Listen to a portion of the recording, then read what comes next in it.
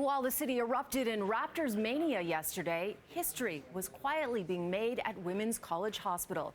They performed the first sex reassignment surgery at the hospital on a transgender woman. We spoke with her before her momentous day and were given shots inside the operating room. Here's the surgical team as they undertook the 4-hour surgery. The patient is Janet Macbeth, a 40-year-old transgender woman who lives near Windsor. She shared with us why this is so important to her. I feel like this is a very important step, within transgender health care, specifically the surgical aspect of it as well. So I'm really honored to be a part of this. Up until now, a private clinic in Montreal has been the only place in the entire country where a transgender person could go for sex reassignment surgery. But they often faced a years-long waiting list. In 2016, CityNews profiled Danica Rain, who was the first person to go to Bangkok for the surgery and have it covered by OHIP. But now, with it being offered at Women's College, the hope is people can get the care they need close to home. There's very few other surgeries I could ever imagine that someone presents to their physician and says, I need this medically necessary surgery. And the physician says, that's great, I'm going to write a note and you can travel to Montreal and have that surgery. Or you can travel to America and have that surgery. We know outcomes of surgery are better when it's done locally. And we know just intuitively, to have to travel for surgery is not good for anybody. Dr. Yona Krakowski performed Janet's surgery. It's called a vaginoplasty, which is essentially creating a functioning vagina and urethra. And there's another first to this story.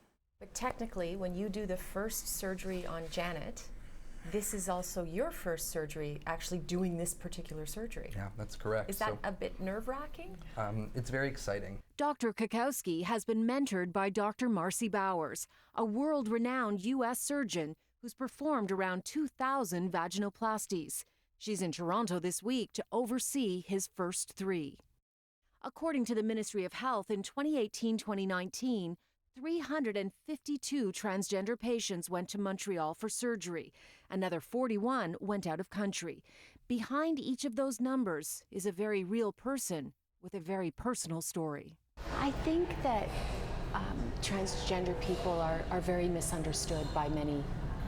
And a lot of people will be wondering why.